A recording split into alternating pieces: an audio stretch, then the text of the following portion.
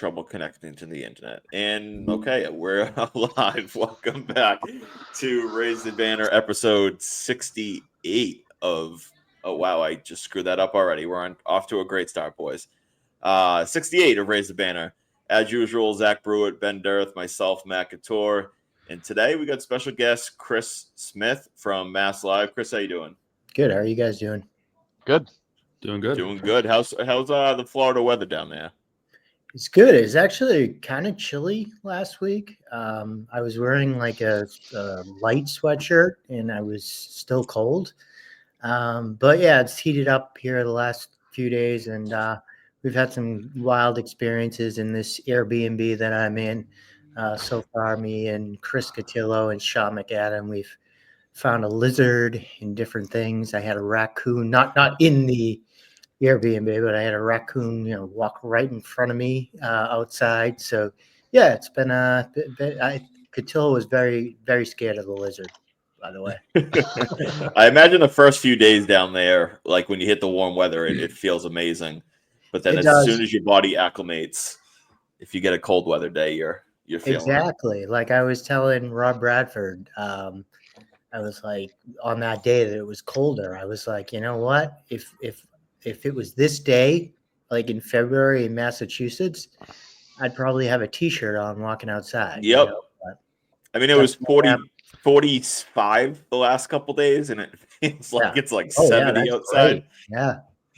It feels like we're on top of the world, and then the spring's here, and then next week we'll have another 25-degree day, and it will be freezing our balls off. But I'm ready for shorts. It's supposed to be 55 on Saturday. Really? 55? Heat wave. I was going to go skiing Saturday, but that's not happening. Roll those windows down. Oh, all right. So we got high of 53 on Saturday, and then Sunday's a high of 25. So that's actually the day I'm coming home for a little bit. So I'm going to be home on Sunday for 10 days, and then I have to come back. So great, 25 on Sunday. Yep, 25 Sunday, 29 Monday, and then it heats back up. It says about Thursday it might hit 60. Oh, good. Damn. That will be nice. Rainy, but all right. Let's enough with the weather. We'll jump into it. Start us off. Really, how things are going down there.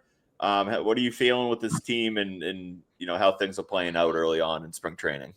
Yeah, well, we've actually had some national media pass through. Jeff Passan and some other guys, which is rare here for the last few years because there's been a boring team, right? Like, there hasn't been much going on, and this year, some people have passed in that are national reporters, and there's a better vibe. Obviously, that it started with signing Alex Bregman. That's a big deal. That shows that they're serious. And, and that goes off of the, the moves that they made in the offseason to improve the rotation and stuff. So, that they are serious this year, finally. And then obviously there's just been so much, going on here in terms of like, Rafael Devers saying that, he'll only play third if he'll refuse to DH if they ask him to DH, which I don't know what that looks like, but if it's him just sitting on the bench, but, and then the next day, Tristan comes out and, he like plays GM and he's like, I think we should have Rafael Devers at third base and Bregman at second, and the big three prospects should all start the year at Worcester and all this stuff. So it's actually gotten, like, somebody said it, like it's kind of like the old school Red Sox, like, right? Like they've signed some people and there's been a little controversy, a little fun in camp finally. Yeah, I mean, that seems to be like, do you get a sense that this is a different vibe from previous years in terms of like contention wise, in terms of competitiveness wise going into the season? Yeah, I think the players feel that. I think the fans down here feel that. They've had some packed houses here. And so I think that there's that vibe. And I think that there should be, with the moves that they made, they're very deep in terms of starting pitching. They've got some talent there. Bregman adds a whole new dimension on their team in terms of leadership and defense in the infield, even if he's the second or the third baseman. I mean, that if Story can stay healthy, those guys up the middle or on the left side of the infield together, that's huge. And both of those guys, bring leadership too. Like, Bregman, he's been in the trenches. He's been to the World Series a couple times, and he knows what's up. And they needed that. Like last year, Rafael Devers really wasn't. He's not a leader. He's told, like Corey, he doesn't want to be the face. He doesn't want to be considered the face of the franchise and stuff like that. He just wants to go out there and hit and be a really good player. And I think that they were lacking a leader last year. I mean, in a way, it was Rob Ruffsnyder, standing up and Rob Ruffsnyder is a good player, right? Like he's good at what he does, but when you think about the leader of the clubhouse and somebody that's standing up, it should be a guy that's playing every It's tough day. to have a bench player doing it. Yes, and so the guys in the past like Dustin Pedroia and Xander Bogaerts, those guys that stood up, and I think you'll get that this year. With there was also a shift. Like last year, there was also a core wanting Jaron Duran to take a leadership role. He's very young, and so I think they can step back this year, and it can be like Story and Bregman's team really, and then you have some experienced pitchers that can take leadership roles within the within the clubhouse for the pitchers. Like Walker Buehler has been a big game pitcher, 19 postseason appearances, 18 starts. That one appearance was when he was closing out the World Series this year. That wasn't a start, and I think a 3.03 ERA in the postseason. So he's been in big games, and Crochet's adds another dimension of his ability and talent, and a former first round pick who's so I just think that they have a lot more leaders on the team this year, and there's a different vibe. Yeah. Yeah, for sure. And you mentioned, kind of getting back to the Devers conversation, he comes out, vibes were already high. You mentioned Bregman, obviously, and Crochet. Vibes were higher this year than it feels like they have been. And then Devers comes out with, I'm not going to play third base. I'm not going to be a DH, only play third base. Is that real? Is that a real controversy in your mind, or is that just more like, media, Twitter type stuff kind of conjuring it up? Or I guess you're down there. Well, I don't think it's conjuring it up. I think that like we asked him, like, people were like, well, why did you have to keep repeating these questions to him? Well, I think as a journalist here, as media members, like you have to repeat the questions because you ask them one time and you're kind of shocked. Like, did we get that right? Like he said, no, I don't want to, DH. Yeah. I remember when you guys were like live posting it, like during the interview, everyone was like, oh, that's not really what he said. Like everyone's like trying to twist it. And then it came out over time. It was like, yes, that is what he said. I mean, like, we had to ask him in like every way possible because like, we want to make sure we're getting it right and we're not twisting it. Right. And so, I mean, it was one of the wildest press conferences I've ever been to. And I've been to some pretty wild ones. So what does that look like? Alex Cora really has to, I personally think that he will be the third baseman at the beginning of the year. I think they'll probably have Christian Campbell at Worcester, and Bregman will be playing second, and Devers. But this conversation is going to turn up in, a month if Christian Campbell is raking, at Worcester. This conversation is going to, go back to that place in a month if that happens. And so, a month into the season. And so, I wouldn't, my colleague Chris Cotillo talked to him the other day and asked him about it. And he said he's not frustrated with the team and he doesn't understand why this is such a big deal and all that. But it is a big deal when you come out. I mean, he kind of made it a big deal. I mean, what do you do? What do you do if you refuse to DH? I mean, what are the Red Sox? So this could potentially get ugly. But Cora is a good leader, a good guy to have for this kind of situation in talking to players and getting everybody on the same page. I mean, some people like JD Martinez, for example, like before he was the full-time DH, I mean, he did prefer playing the outfield because he felt like, that kind of those reps and just being engaged in the game helped him when it came time for the bats. And I think before, if you look at his numbers before he was a full-time DH, his numbers weren't as good as a DH as he was in the outfield. And so it looks like, oh, well, the outfield does help him. He's engaged in all that and everything. But, over time, JD Martinez, figured out a routine as a DH and, the cage work that he did. And, Pete Fazzi, who's, the hitting coach now, he was the assistant hitting coach back then when he would be taking him into the cage during games. And that was like his guy. And, so, yeah, I mean, Devers might be worried about that, like not being as engaged because of that and falling off as a hitter, but that tends to work itself out. You get your own routine as a DH, and if you're a hitter, you're a hitter, and Devers is a hitter, right? Like he's going to be able to hit no matter what. Yeah. Yeah. Yeah. I mean, for me, it's always come down to they paid him to be a hitter. So, yeah. Well, the thing is, too, is that it is a big contract for a DH. But like, I mean, that's a lot of money to give a DH. However, I mean, that's if he's -8 in the DRS at third base, well, that doesn't help you at third base. Exactly. So, I mean, he is signed to be a hitter, and that's and they made that. There was apparently, he says, a promise to him when he signed the extension that that he would play third base long term. As his core said, there's a new man in town, Craig Breslow, and Time may have been the one to promise him that. And so, maybe that's throwing Heim under the bus a little bit, but because there was plenty of people there that signed him that were still there, at that time. This is a Heim free, Heim slander free podcast. Yeah. No, I love Heim. Heim's a good guy. So, it should be interesting to see how this all plays out as spring training goes on.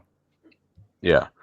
So my question kind of piggybacks off of the question that Zach had, and also kind of ties into the prospect. You brought Campbell up just a couple minutes ago. As far as the three of them go, obviously there's video clips on social media of them, looking really good. I would say overall, how do you see those three so far? And also their immediate future. Guys have said, we want them to stay down. Obviously they got to do what's best for the team. But to kind of piggyback off of the Devers thing, yes, how do the prospects look? But what would have to really unfold for them to go, okay, like Campbell has to make this team, and they're going to put him at second base, which means now they have to talk to Devers and say, Campbell's our second baseman, so they kind of have to figure out common ground between Bregman and Devers' DH third base situation. Is how do you kind of see that unfolding? Yeah, so I will answer the question, but first I should note that Vaughn Grissom too is in that second base conversation, and so he could win it over Campbell out of camp, and then and then Bregman would have to move to third, and then Devers to DH at that point. So there is a couple of scenarios. However, I think Christian Campbell is the closest of the big three. Marcelo, he looks very smooth out defensively and all that, but he worked on some Pilates in the off season to did Pilates, whatever he do with Pilates, but but to get on that TB12 diet. So to pliability. To get to stay healthier on the field, and he can hit. He's got a sweet swing, and he plays really good defense. And I think the focus with him is going to be third base and shortstop. But maybe they need a second baseman. He's the one that pops out, but he hasn't played any games yet in AAA. The Red Sox since Dombrowski. I mean, Dombrowski promoted some guys straight from AA, like Mancada and Benintendi. I think Devers. Yeah, I don't know if Devers came to. He may have been in Worcester for a few, but they've been historically, over the past since Heim's tenure started and whatnot. They've been they've been a team that's kind of slowed people in and given them time. And so, I think there is an eagerness in the Red Sox front office to see what Christian Campbell can do this offseason. They want him to kind of prove that he can be the second baseman, and they will give it to him if he is. But is he ready? Like, it's difficult to tell that during spring training. I think they have to evaluate him defensively and everything. It's difficult to evaluate people during spring training because, he's going and hitting against somebody that might be a AA or AAA this year. And it's like, well, pitcher. I mean, Sam Travis back in the day was a great hitter in spring training, but it didn't translate. Jesus, that's a name. To the majors. And so, you have to be careful just because a guy hits 340 in Grapefruit League action, is he going to be ready? So they're going to probably judge more than just the stats off of Campbell.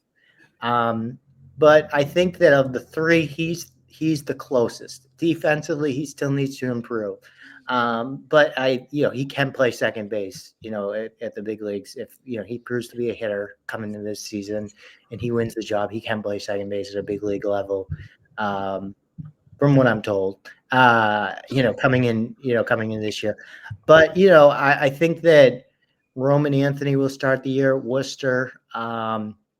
He needs to get some things cleaned up defensively, but, he's just such an exciting player because of his pitch selection and, his ability to control the strike zone and, his walk rate, I think at the minors has been like 17 point something, which is incredible considering he's 20. And, when you look at the ages of everybody, Christian Campbell's, I think he's 22. He's going to turn 23 in June. I think Meyer is 22, but Roman Anthony's still really young, right? I think he's only 20. And so, like, you look at it and Christian Campbell, ridiculous.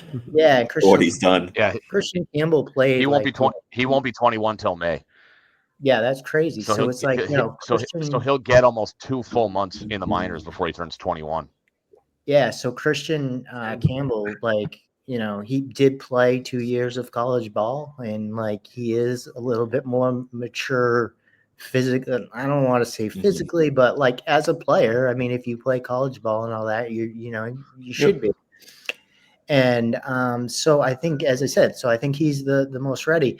It should be, though, I'm very excited to see what Marcelo does, like at the beginning of the year at AAA, because he's looked really good this spring training so far. I think he had another really good game today. I wasn't at the game today because it's like 2.5 hours across the state, and we stayed back. I stayed back and interviewed some guys that were here. A lot of the bigger players stay back here, but he had a good game today. He's looked good, and I'm just he's somebody that I was like thinking like mid 2025, but I mean, if he impresses right off the bat, he could be a factor in that middle field.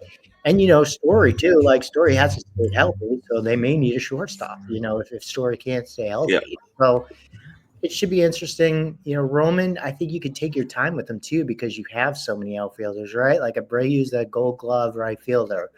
Rafael is a Gold Glove caliber center fielder, and Jaron Duran's an everyday player who's going to play left every day. And so you have some time to give Roman Anthony some more development time in the minors because you have a lot of outfield. Yeah, that's one thing we talked about last week was they don't really, as much as these young guys are pushing the envelope to play, they don't need them to play yet. It's not nearly as much as a need as previous years. And then on top of that, like the whole Devers conversation, whether Campbell is ready opening day or he's ready in, mid-May, the conversation with Devers is going to have to happen within the next few months, probably. Yeah. So that'll be interesting to play out. But in terms of the bullpen, obviously there was talk that they were going to be signing or looking into another big arm. They ended up, Penrod he's out for a bit, right? He doesn't need surgery though. Doesn't need it. Yes. That's what the thought is right now. Yeah. So they brought in more. They obviously it seems like they have 7 or 8 guys that are kind of vying for 2 spots in the bullpen. How are you seeing kind of the bullpen playing out, and who's the leader in the clubhouse for closer in your opinion? I think Hendricks is probably the leader in the clubhouse for closer right now, followed by Chapman, followed by Slayton. I think it's Hendricks' job to lose, even though it really hasn't been given to. They haven't said it's his. He has that experience at closer. I mean, Chapman does too, but Chapman's also shown, to be a really good setup man in the past couple of years. I mean, he's had a lot of holds, and that's been a good role for him. So if he has to do it, he has to do it. But you'd prefer also somebody not to, walk 5.5 batters per average 5.5 walks per 9 innings is you would prefer him not to be your closer. And that's what you would get with Chapman. And so while he gets swing and miss and he gets outs, he also gets into trouble with that. And so I think they would prefer him at his age and everything to be a setup man or 7th, 8th inning guy. I think they want Hendricks to go take it. Slayton's obviously a definite long-term closer candidate. If you look at kind of his chase and his swing and miss and stuff last year, he's got everything to be a potential closer. He's also got that, attitude where nothing really affects him, right? Like he's if he has a bad outing, oh well, on to the next day. And so he's definitely got the potential to be the closer long term.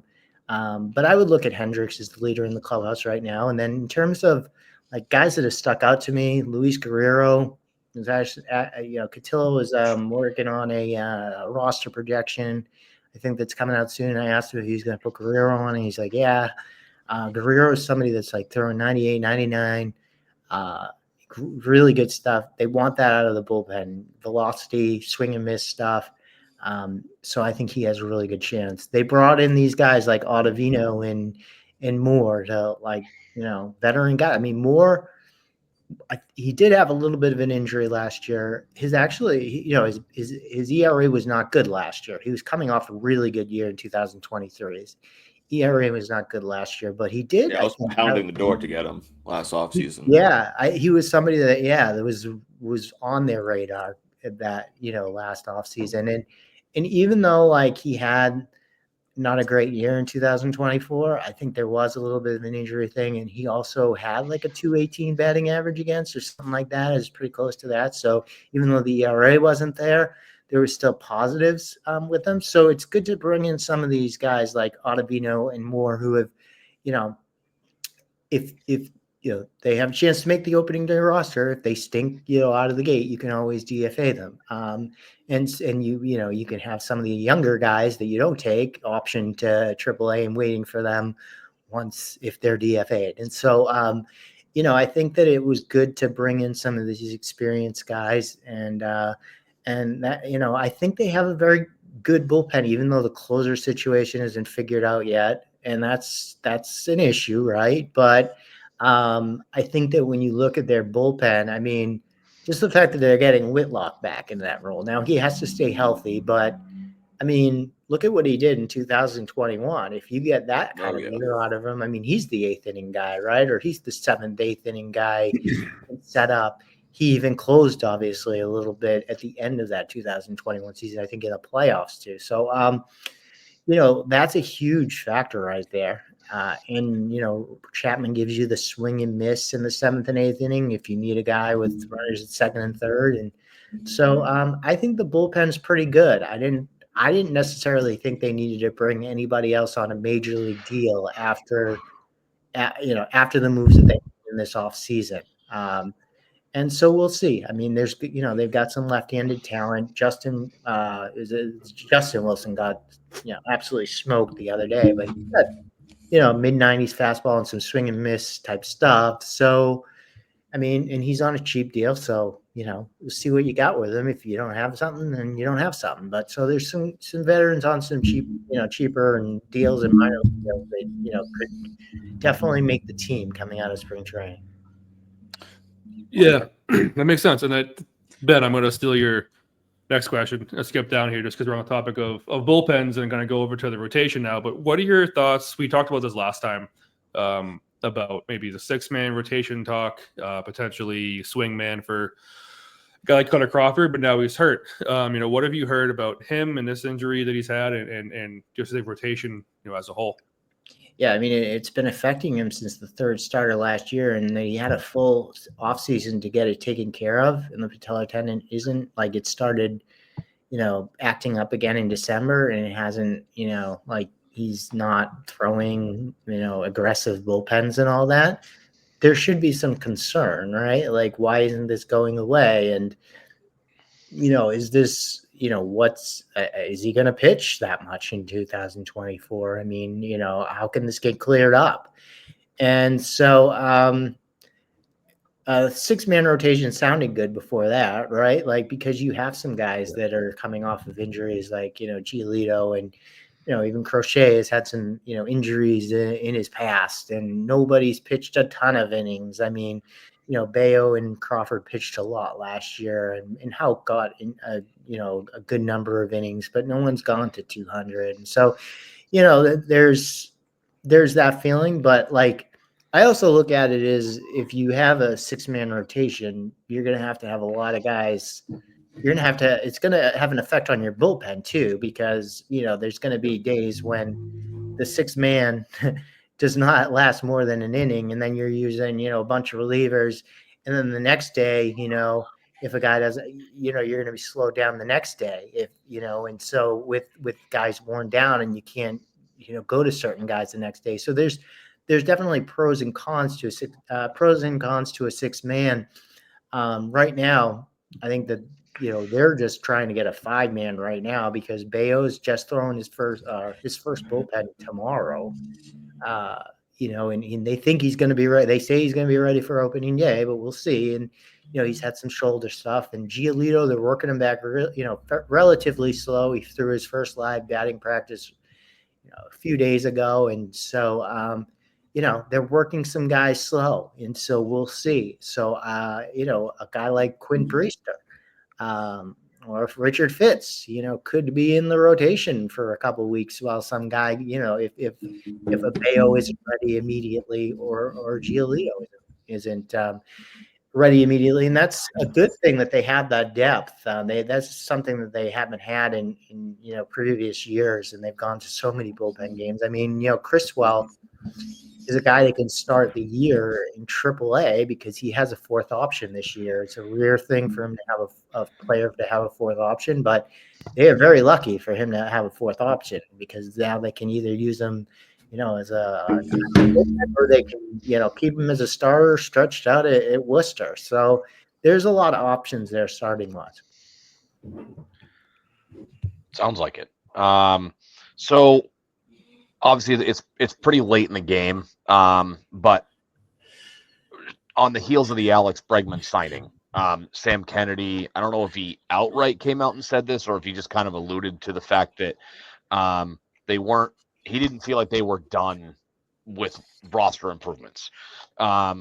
Again, pretty late in the game, as far as being ready for opening day, for adding guys to the roster. But given what you've seen so far, do you anticipate there being a push or a need for them to fill a hole based on, Bayo and Giolito kind of being slow walked into the season? Crawford's got the knee thing. I feel like they've got plenty of depth positionally, but there's certainly some question marks, at the back end of the rotation. Do you see them possibly adding somebody, or do you think that they have the pieces, whether they'd normally be AAA guys or bullpen type guys? Do you think that they already kind of have those pieces in place to fill some holes?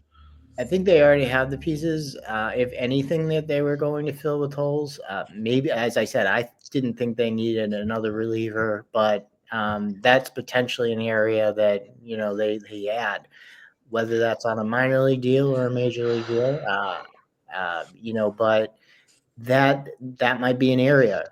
You could even, I have not heard of any trades, but you could even add a reliever through trade, obviously. And they've done that, spring training's past. And so the other, position that you look to that possibly could be upgraded here is catcher too. Like, you look at Connor Wong, and he's going to be your starting catcher. That's fine.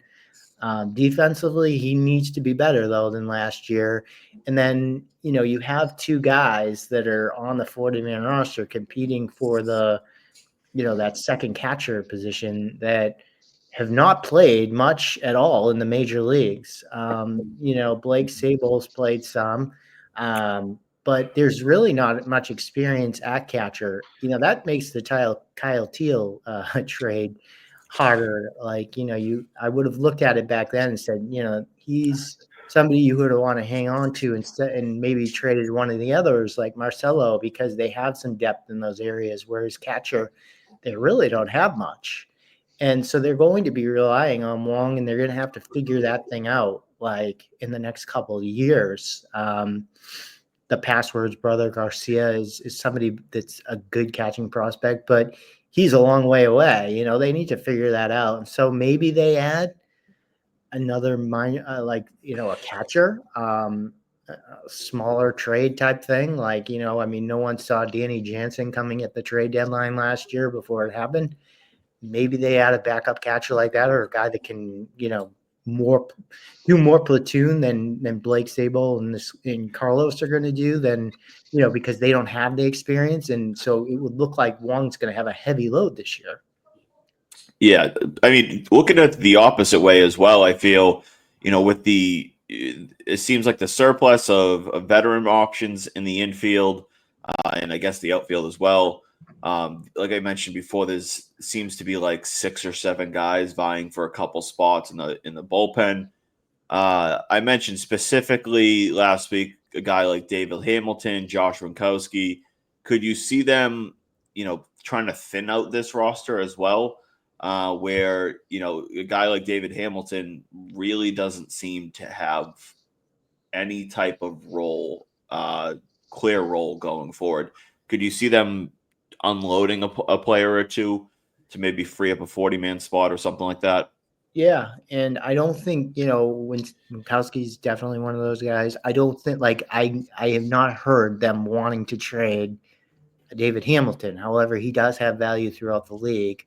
Because of his speed, people do like him. Other teams do like him.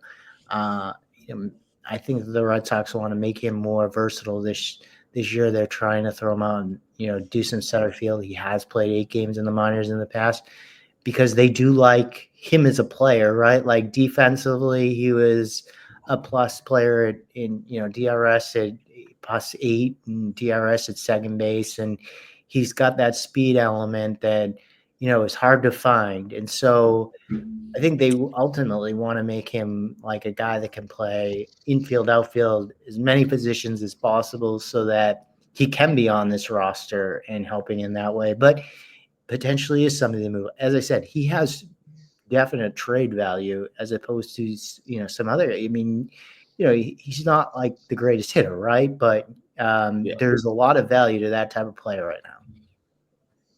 Absolutely. Outside of the top 3 prospects, obviously you got the main trio. Is there a guy that has kind of stood out to you so far in spring training, or just in general, that you're really excited about this year? Yeah, so not in spring training, but I'll go over spring training. Hunter Dobbins is a guy that I think he's now on most top 10 and most top 15 organizational lists. He was added to the 40-man roster. He's got he was thrown at 97 the other day. He was working it up to 98, 99 during the regular season last year in Portland and in Worcester. And he's definitely got good stuff, and he's got a good shoulder on his head. He really knows pitching well, and he's got this splinter and some different things. And he's going to be an interesting person that's in the mix, maybe even in if they need a bullpen guy, we saw Cutter Crawford, essentially come up in 2022. I mean, he had one start the year before, but in his rookie, his first ever appearance was a start, but he mainly came in as a reliever at the beginning. We've seen that with plenty of guys, right? So he's a hard thrower. You could maybe see him. I think that David Sandlin is obviously interesting. I was kind of surprised he didn't get an invitation to big league camp, but he's somebody that throws we saw him throwing 100 on a video in the off season, and he was up to 101.4 last year on the gun or something like that. And Jesus. so yeah, he's got really good stuff. It just needs to translate into results, and so that's going to be something that is interesting to watch this year. As he probably starts the year at Portland. And if he pitches well there early, that he'll probably be at Worcester soon. Obviously Franklin Arias, who's a shortstop, he's a top 100 prospect in baseball right now. He's a ways off though. He's 19 years old. And I think Peyton Tolley, the guy that they picked in the draft last year, I mean, he's a huge guy. Really interesting to me because they feel like he can add velocity, and he's like 6'6", 270, or like he's like the prototypical like guy that looks like an ace, like a workhorse ace that's huge. And the interesting thing with him is that his fastball has been effective even if it's not 95 or 96, because he has such good extension. He gets down the mound so far, it makes the fastball look even harder than it is. And so if he adds some velo too, and that extension, everything comes together, I mean, he's definitely somebody that could pop this year. And, I mean, since they traded Braden Montgomery, he's their top pick now from the 2024 draft. So yeah, he's definitely someone to watch. Awesome. Yeah. What's your overall, maybe like level of confidence heading into the season? I mean, it feels like from the outside looking in, there's a feeling of they're back, at least, right, from this side. But Sam Kennedy today, I think it was, kind of trying to pump the brakes a little bit on that, saying, there's more things to do. But, being someone who's kind of down there now, do you have that same sense of, being back, or what are your thoughts? What's your confidence level heading into this year?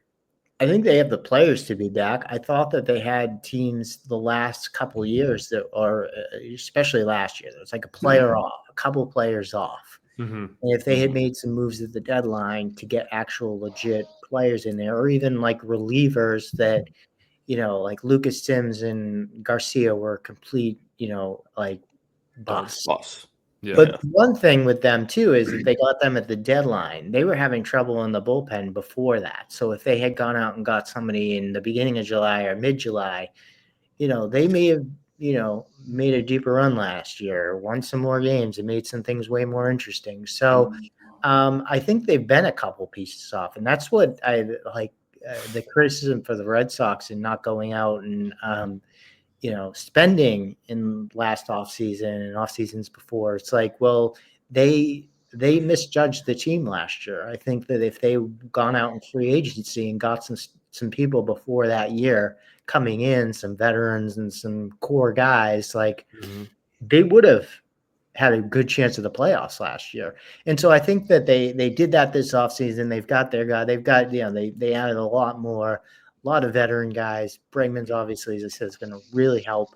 But I wrote it a few weeks ago before they got Bregman and before everything, like, at that point they didn't have a right-handed hitter, and they were promising a right-handed hitter since the first day of the offseason. And, I said, like, it's unacceptable if they don't make the postseason this year, because, it's like you've gone 3 years without making the postseason, and that hasn't happened. This is the first time that's happened in the John Henry, ownership era. And so, 3 straight seasons without a postseason. So they can't make it 4. They have to go this year. And there's definitely going to be an urgency, from top down to bottom.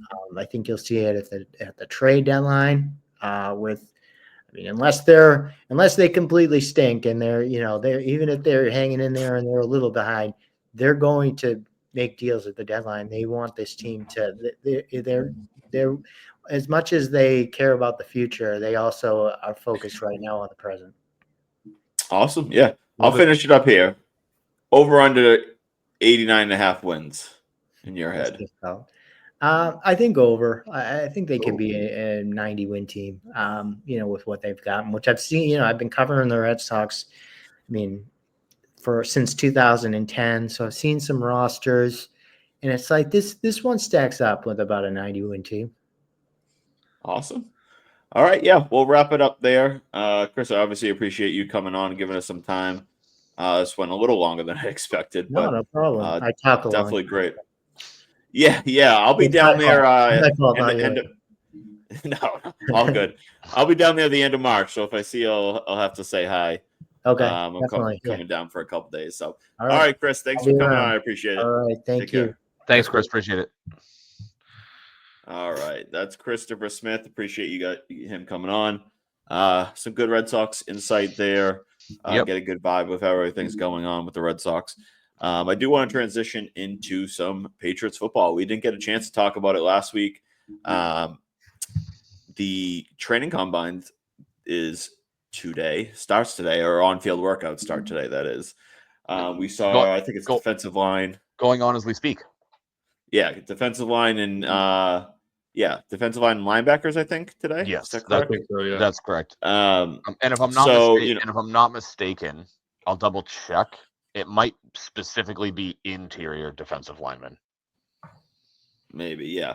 But overall, obviously we have that going on, but we also got the comment or the report today about the non-interest in Higgins. It was later disputed by Mike Giardi, saying that he has not heard that. Let's play the hypothetical of if they are, and let's say the first report is true. How are you guys feeling about the concept of not, at least in free agency, splurging on a wide receiver? Granted, if Higgins isn't available, there's not exactly that much to splurge on. What's your overall thoughts on that, and like the idea of really kind of fully investing, as they say, in the trenches? Yeah, so to me, it's kind of two-folded. You said it. Higgins is basically, the prized catch of the offseason if he even gets there. And even if he is tagged, which you kind of expect him to be, if I'm not mistaken, the tag window closes on Tuesday. So you kind of figure if they tag him, they're tagging him. It's just the whether if he ever signs it or not. Yeah, well, you can't not sign. You can't not accept the franchise tag, more or less. You can either you can do one. You can hold out, but if they tag you, like you're more or less locked in. I know it's different than in years past. He can more or less hold out, but from what I've read, it feels like they have a more of a vested interest in keeping him together with Burrow and Chase. It's going to boil down to what his asking price is and what Cincinnati's willing to pay. Given that he's basically the top option, it feels to me that the report surrounds more an idea that splurging on a wide receiver this year feels like you have to drastically overpay. You could haggle over the guys that fall behind T. Higgins. I'd make the argument. You could probably argue that Chris Godwin is probably the second best option in free agency. And even him is 30 years old, coming off a major injury. I think he's still pretty good, but Godwin's 27. No, Godwin's not 30. He's absolutely not 27. I think he's pushing 30. Yeah, I don't think he's. You better apologize when he turns up that he's 30 years old. I will. 29. Happy birthday, Chris Godwin. He turned 29 today. Okay, there you go. So, yeah, maybe I read something he was 20. I don't know, whatever. But anyway, so, you figure even a guy like Chris Godwin's probably going to get more than he probably should. So the other part of this is Vrabel did say from the onset that he wanted to build from the inside out. He wanted to focus on the trenches. He didn't specify in the beginning if they had a propensity to, if he wanted to stick to offense or defense more so, but this falls right in line with what he said, when he gave his introductory press conference, whatever it was, a month and a half ago at this point. And so it kind of fits that. and it certainly gives them plenty of flexibility, even if they go out and they sign, Matt, I know we were texting back and forth about this earlier today. If they go out and they get somebody like an Alaric Jackson or a Ronnie Stanley, and they also go get like a Josh Sweat or somebody in that Josh Sweat category, pick whatever name you want, they still have flexibility at that number 4 pick if they want to, stick and pick, if they want to trade back. I think that, there's some extra guys out there, I think, on the market this year. Alaric Jackson's 27, if I'm not mistaken. And I feel like you don't see a ton of 27-year-old left tackles hitting the market. Usually they hit the market at 30. So maybe they feel they just have more flexibility. But yeah, it falls in line with Rabel's philosophy of building from the inside out.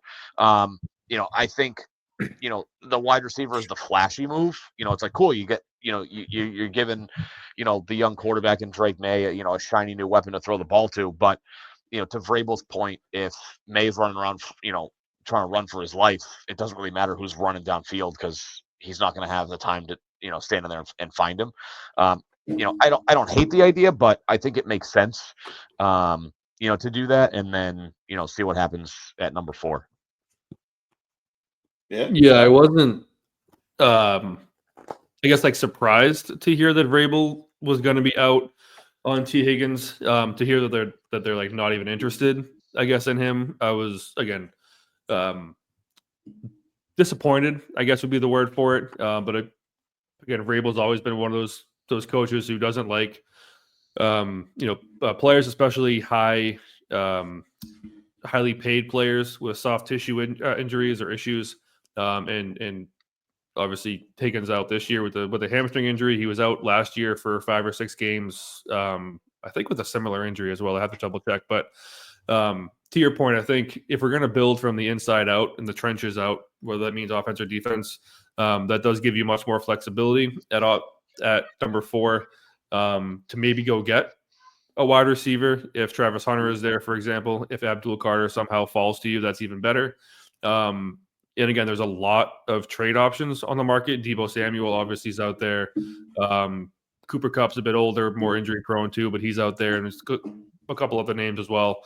I don't love the idea of all these trade ideas because there are just so many needs on this team, and obviously building from the draft and building a culture that way has been proven to be the better way to build a winning team. That being said, we need all the help we can get. So,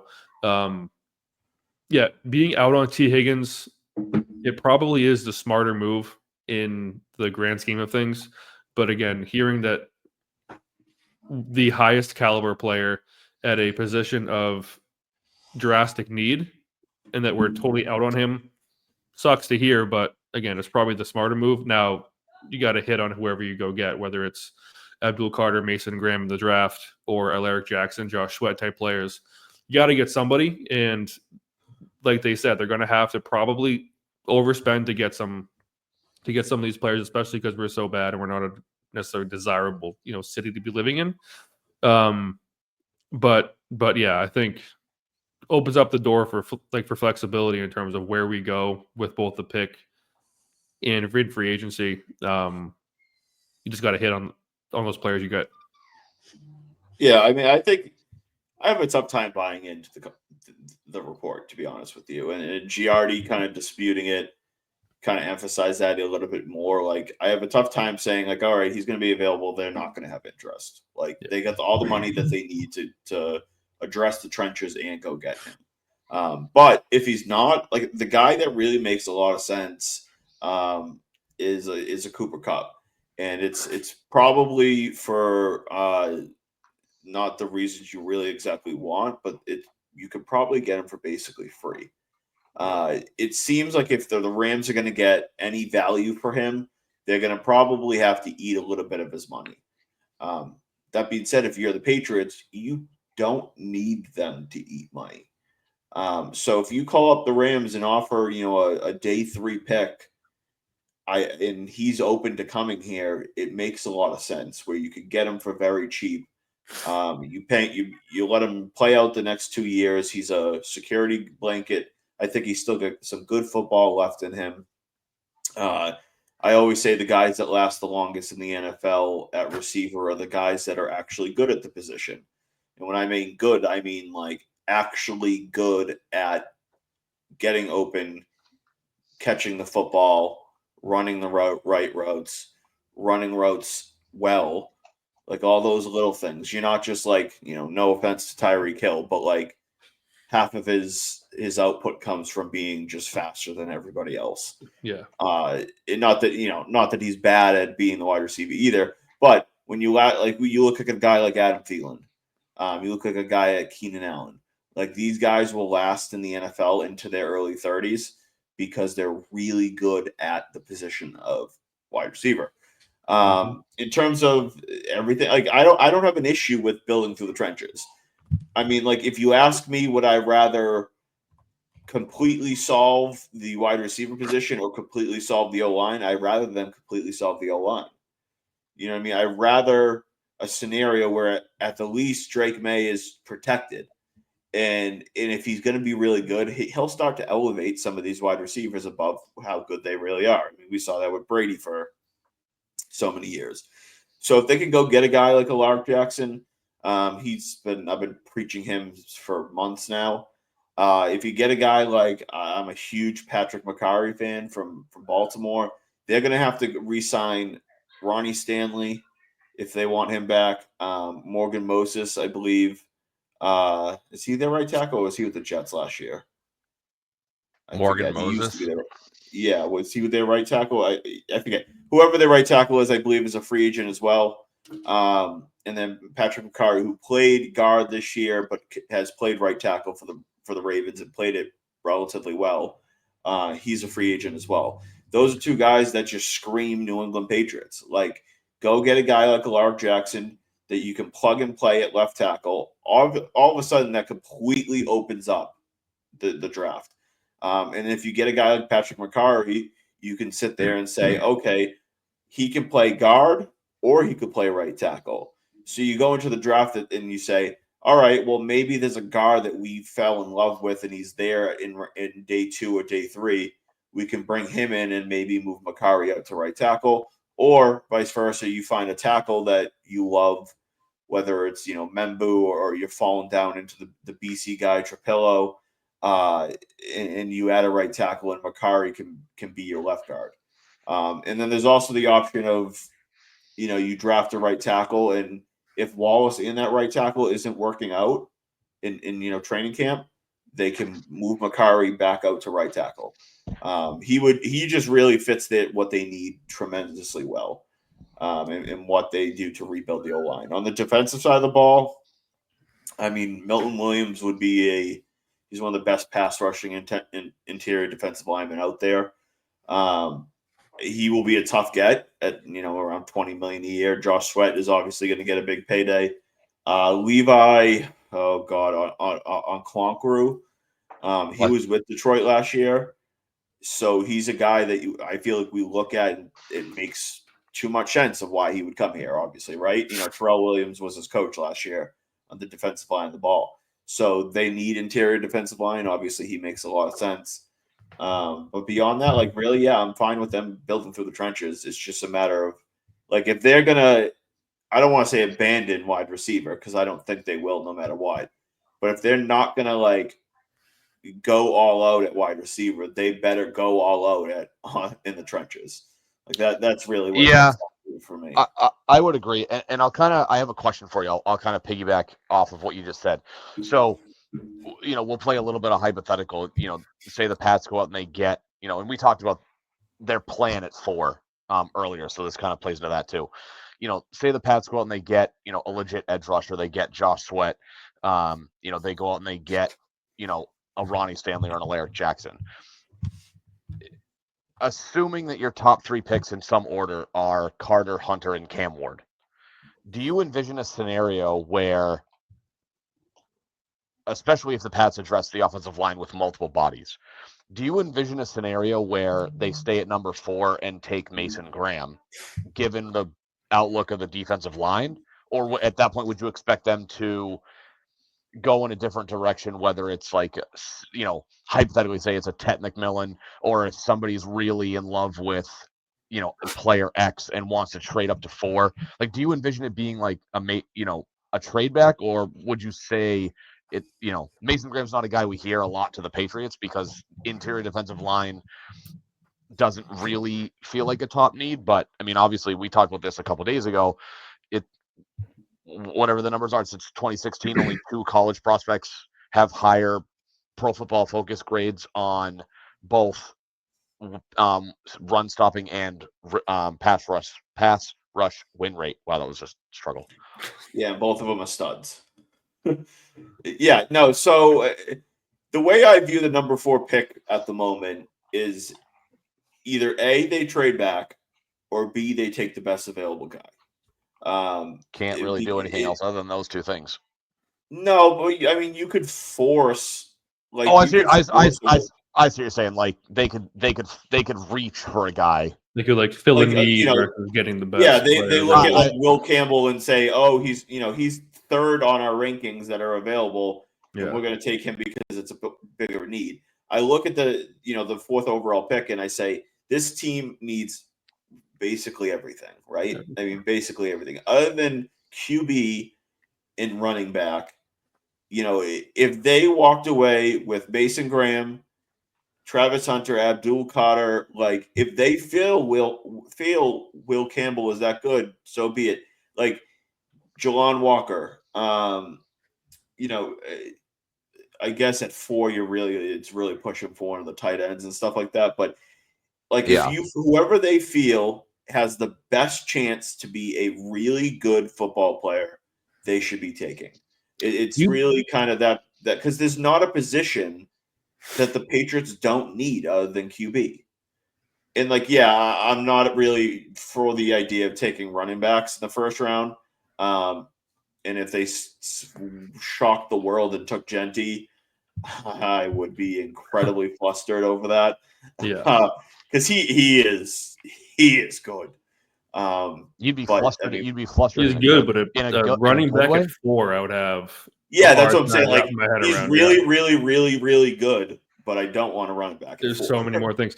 I was listening to, I think it was Alex Barth talk to whoever's on after Felger and Maz tonight. Joe Murray usually has the night show. Well, no, I guess it was Felger and Maz because I was there around like 5, in the car around 5, and they were saying that Mason Graham, I guess his like weight at whatever weigh-in was 25, 30 pounds less than his listed weight. He was 296. Yeah. Or something like that. But no, Aaron Donald was 285.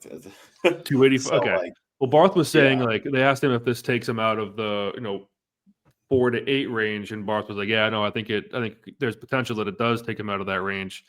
But I hadn't heard that before, so I hadn't like really put much stock into it or much thought into it. But now, like, if we're opening up the door with questions already about if he's able to play, I'd have a harder time. Is it a question or is it a preference? Because if he was doing what he did at Michigan at that weight, like, what's the worry? I guess that's true. I guess you always have him put on 10 pounds. They were framing it in a way where is it an injury that he, Felger and Maz framing something a negative way? Yeah, they were trying. Yeah. Color me shocked. Well, it was Barth who was saying it. It wasn't Felger and Maz. They were I questions, but no, that's a better point. They were more so saying like, is this something like a training regimen that he's done now? Is it actually his playing weight? And he was listed at 320 when he really plays at 295 or 280, whatever it was. Yeah. So I guess the point of me saying that was like, if it actually is like an injury, obviously, or some reason why he had to lose all the weight, I'd have a harder time wrapping the head around 4. Yeah. But if he's actually playing at 295, he just listed at 330, then obviously you go with what he's been playing at. Yeah. But I don't know if you guys had heard that same thing and had, I guess. I mean, I didn't hear that specifically about him, but yeah, I hadn't. I looked it up while you were talking about it, Zach, and yeah, so his listed size at Michigan was 6'4", 320, and he measured at the combine because defensive line was today. He measured in at 6'3.5", 296. Okay.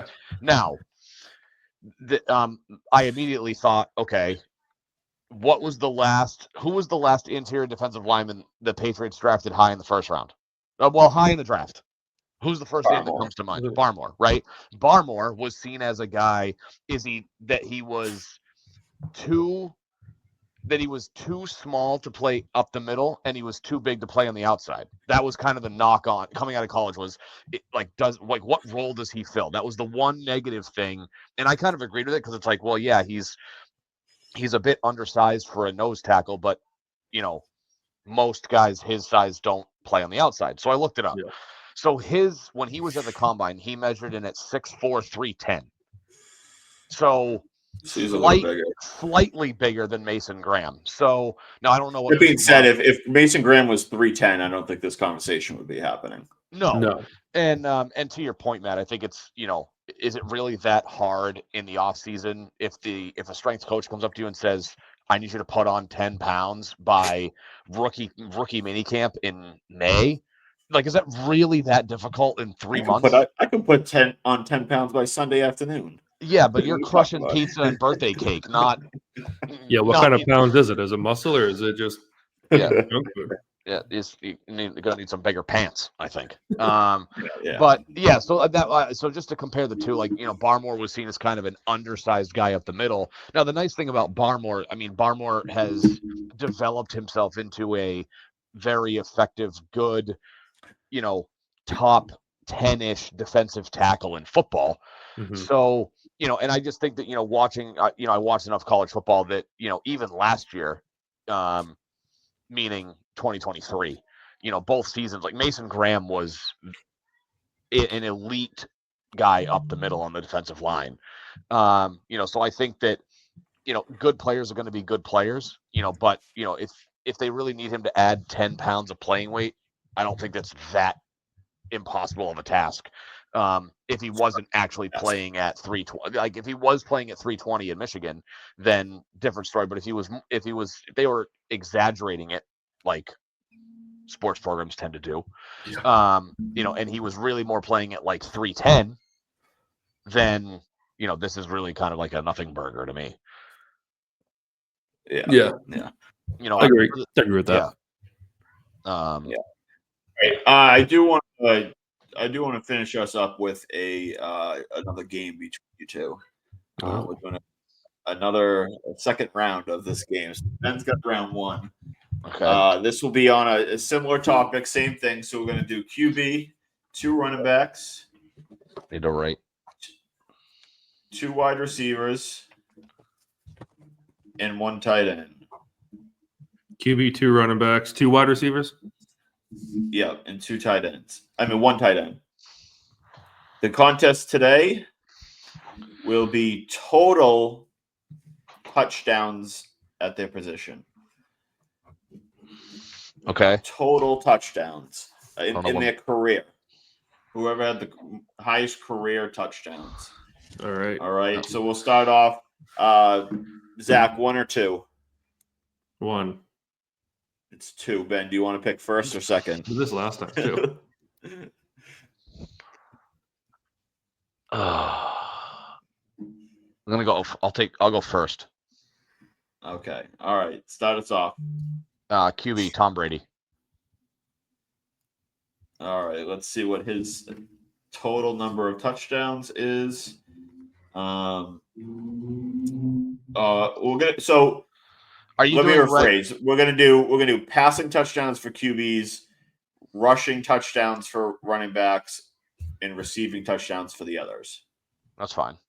And are we doing total or exclusive of the postseason? It's just regular season, I think. Whatever StatCast tells me. Okay. This is like career numbers, right? Not like. Yeah, Brady's got 649. Okay. Shit. All right, Zach, you got 2 now. All right, I know single season yards much more than I know total career touchdowns. I feel like touchdowns might be a little easier. It might be. I spent a lot of time playing Madden back in the day and just looking at random stats. Yeah. So that's how I know. Like, I had Amon Green, for example, in my back pocket if we had 3 running backs. I don't know how I know that he had 1,800 yards one year, but there we go.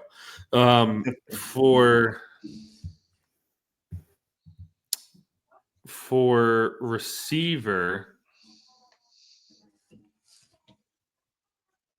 give me Randy Moss. All right. Moss had a total of 156 touchdowns. 156. Okay. 156. You got another one, Zach. Another one.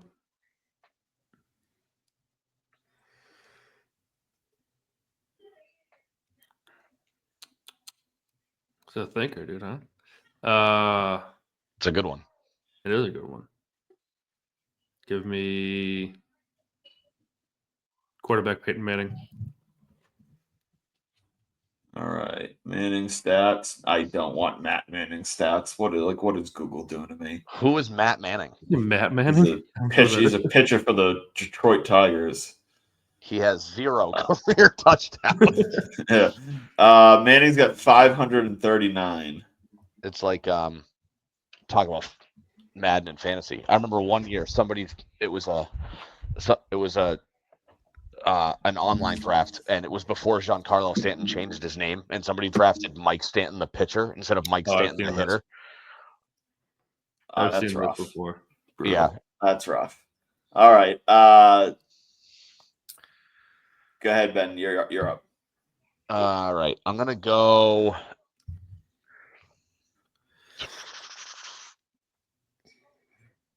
I will also start wide receiver. Jerry Rice. I had already Googled his name. I knew it was coming. He's got 197. Oh boy, Zach's in trouble. And then running back. I'm running back in between 2 guys, and I'm trying to think of who would have had more rushing touchdowns. Emmitt Smith. He had 164. Jesus Christ. This might be a blowout unless Zach comes up with some good ones here. Yeah, I don't know. I don't know, man. Give me Zach, take the position that you know you can answer who is number 1.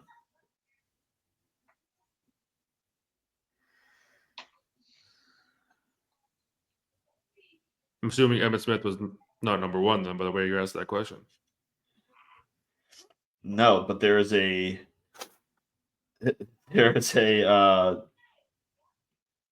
tight end that has the most receiving touchdowns. Actually, it's not going to be who you think it is. I know who it is.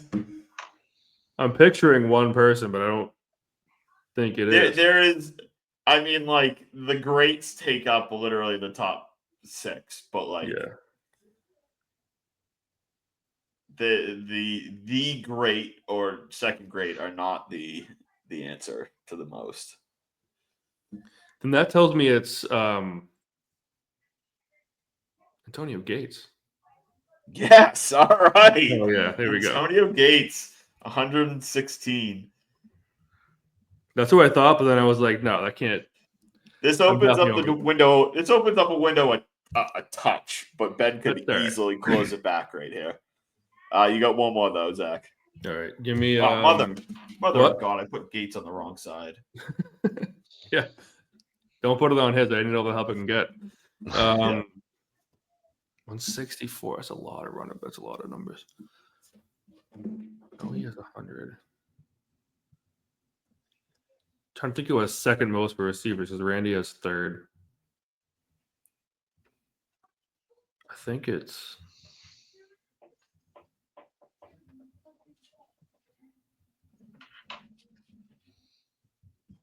I don't know if this is number 2 all time, but give me T.O. Who?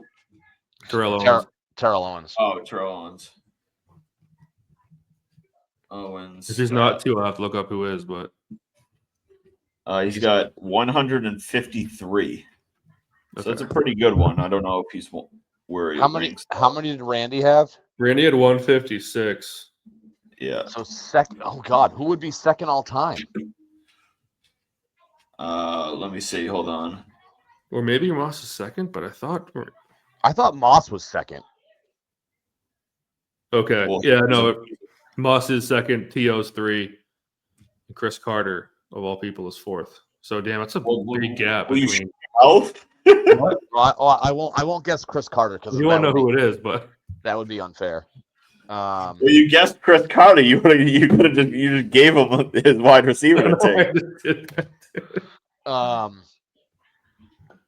So running. I've got 2.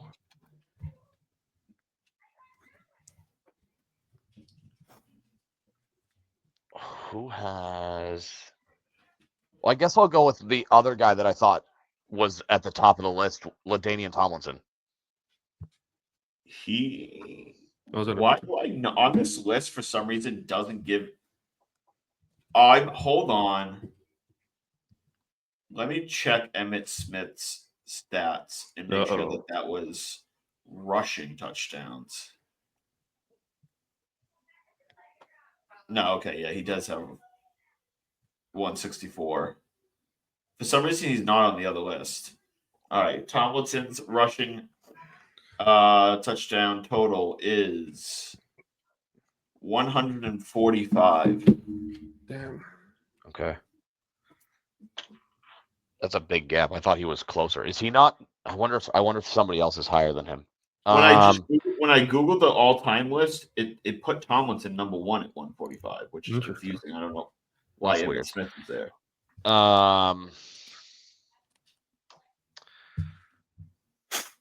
The question is, do I go? You have a wide receiver and a tight end. What does Zach have? 2 wide receivers. Yeah. Okay. Yeah. Give me Tony Gonzalez tight end. All right, he is at 111. Is he number 2? Yeah. Yeah. And what was Gates at? 116. And I think we're almost certain was 102. Who was 102? Gonzalez was 111. 111. I think it's impossible for Zach to win at this point. Yeah. But we can finish this up. Well, I was gonna go. I don't even know who I was gonna pick. I was probably gonna go Walter Payton, and then. Well, Walton Payton would be number 3, or at least on this list, at 110. And then there's a number 2 who is an old-time player. Number 4 is an old-time player. Old-time. Number 2 is like I don't even know when he played. The 70s. What position is this? Running back. Running back. Number 4, he played, I think, in the 90s. I think he might have retired in the early 2000s. Oh, I have no idea who that would be. I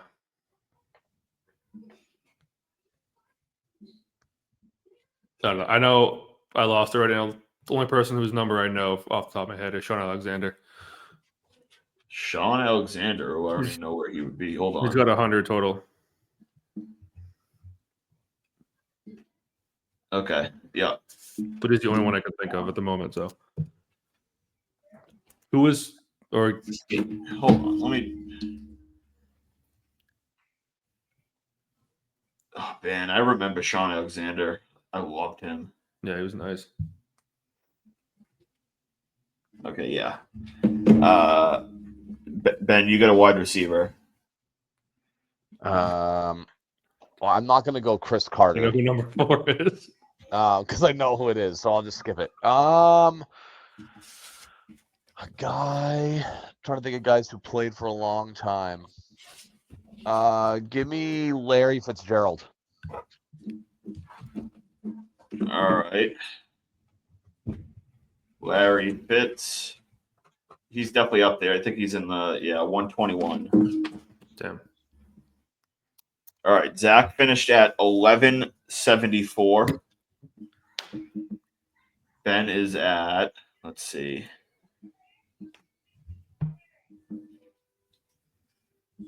$197, 121, 111, 1387. Oh boy. Damn, smoked. A 213 difference. Ben, what do you have to say?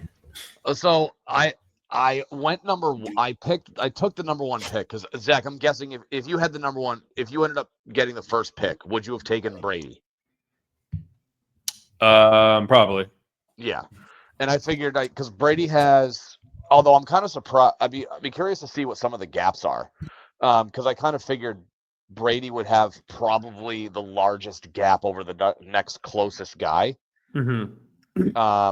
Matt, I don't know if you have the list in front of you. Like, how close who's the is Manning second to Brady, or is it Breeze in passing touchdowns? You're muted. I just looked it up, but I thought Breeze didn't have that many. It's Breeze. Oh, And never what's Breeze's number? Like 580, 571. Yeah, so like Brady has like 70 more touchdowns than the next closest guy. Yeah. I almost thinking about it, should have kept Brady out of it, but it was such a blowout that it doesn't matter, I guess. Yeah. After the first two, there was really no shot, but yeah. But I guess I was picturing like when you said total touchdowns, I was picturing like a quarterback having passing and rushing. So I probably would have gone like my first pick was probably going to be LT because of the receiving touchdowns as well. But all right, that will wrap us up. We'll state your takes for Monday. We're planning Monday afternoon at approximately 3-ish p.m. None other than Andrew Callahan will be coming on the podcast. So it'll be a quick turnaround. We'll be back in about 4 days. Until then, we're Raise the Banner. Boys, any final words? no, I'm excited for the combine. We got the big boys for the next couple of days. And then the flashy skill guys that we can drool over a little bit will show up on Saturday. Yeah, the fun ones come in. This is my wife. That is fun. Oh, this one. I thought it was like your screen of your computer. No, she's. I'm just gonna shut off the camera because she's being that. Tell her she has to edit the video. Honey, for us.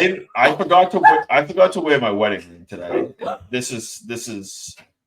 Yeah. All right. Goodbye. We're Raise the Banner. See you on Monday. Later, Night. boys.